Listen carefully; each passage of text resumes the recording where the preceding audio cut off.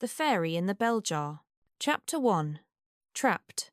Once upon a time, in the heart of a moonlit forest, a tiny fairy named Bloom fluttered happily among the flowers. She was no ordinary fairy, her wings shimmered like morning dew, and her laugh tinkled like silver bells. But one evening, as she landed on a soft, mossy patch, she felt the world suddenly grow dark. A glass bell jar, carefully hidden in the ferns, dropped down over her. Bloom gasped and flew up, but her tiny wings hit the smooth glass. She pushed and pushed, but the bell jar would not budge. "Help!" she cried, pressing her small hands against the cold glass.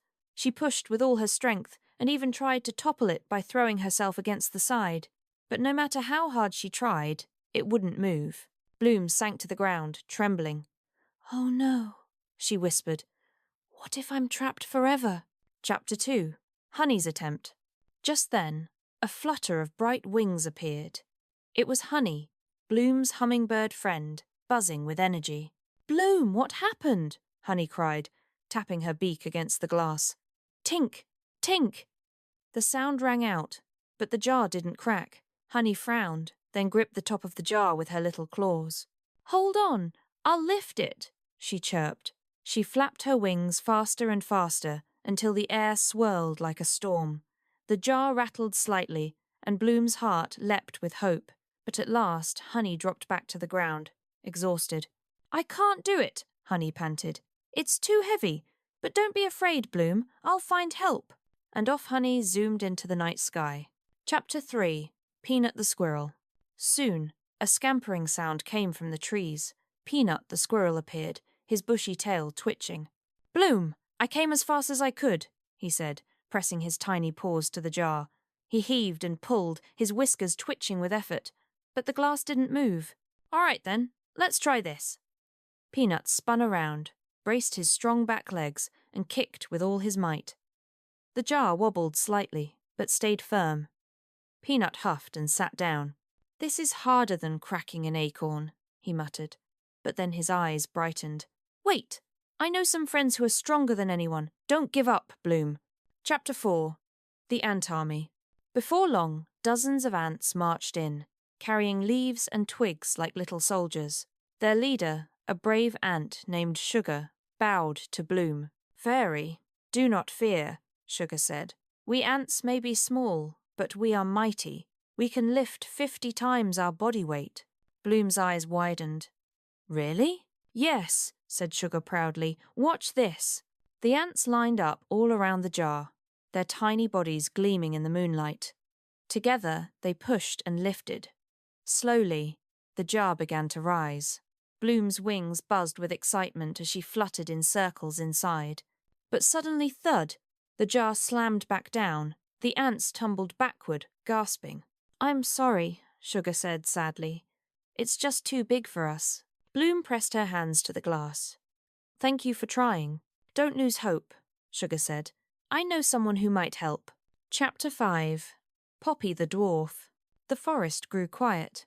Then, out from the shadows, a stout little dwarf with rosy cheeks and a green cap appeared. "Ho there!" he called. "Name's Poppy, helper of the woods. What's all this trouble then?" "It's Bloom," Peanut explained quickly.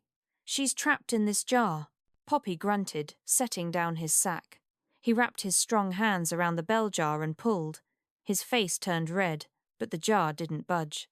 He tried pushing with his sturdy boots, then puffed up his chest and blew a mighty gust of wind. The jar trembled, but stayed put. Finally, he drew his tiny bow and arrow. Thwip! The arrow struck the glass, leaving a long crack. Bloom gasped with hope, but the crack stopped halfway. I can't do it," Poppy sighed. Bloom's wings drooped. "If even you cannot free me, then maybe I'll be stuck forever." Poppy knelt beside the jar. "Never give up, little fairy. I'll fetch my father's hammer, the hammer of the Dwarf King. It is said to hold magic strong enough to break stone." And with that, Poppy hurried into the night. Chapter 6. Comfort in the Dark. Night fell, and the forest grew quiet. Bloom hugged her knees, shivering in the dark. "I'm so alone," she whispered. But just then, Honey returned with a flock of hummingbirds. They circled the jar, filling the air with sweet songs. Bloom's heart lifted at the music. Next came Peanut, bringing his children. They played silly games, rolling acorns and telling jokes. Bloom giggled through her tears. Then the ants returned, each carrying a flower petal. They laid them gently around the jar until Bloom was surrounded by a rainbow of blossoms. "Thank you," Bloom whispered. "Even if I'm trapped, I don't feel alone anymore." Chapter 7. The Mighty Hammer. At dawn, heavy footsteps echoed through the forest. Poppy returned, holding a mighty hammer with runes glowing faintly on its head. "Stand back, Bloom," he said. "This is no ordinary hammer. It carries the magic of my father, the dwarf king." Bloom fluttered nervously to the far side of the jar. Poppy raised the hammer high. Bing-ting! The sound rang like a bell as cracks spread across the glass. Again, Poppy struck. Crack! Shards splintered and fell. With a final mighty swing, shatter! The bell jar broke into glittering pieces that sparkled in the sunlight. Bloom soared out, free at last. She twirled in the air, her wings glowing. "I'm free! I'm free! Thank you! Thank you! Thank you!" she cried, circling Poppy in joy. Chapter 8. A New Beginning. Poppy chuckled. "I was glad to help, little fairy. But remember, it wasn't just me. It was all of your friends who kept you strong." Bloom nodded, tears of happiness in her eyes. "You're right. I wasn't alone after all." Poppy slung his hammer over his shoulder. "I must go. There are many creatures in this forest who need help." "Then I'll come too," Bloom said boldly. "Together we can help others, just as you and my friends helped me." And so, side by side, the fairy and the dwarf set off into the forest, ready to bring hope, kindness, and courage wherever it was needed.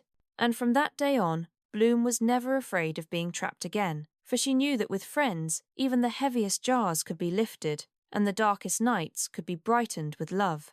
The end.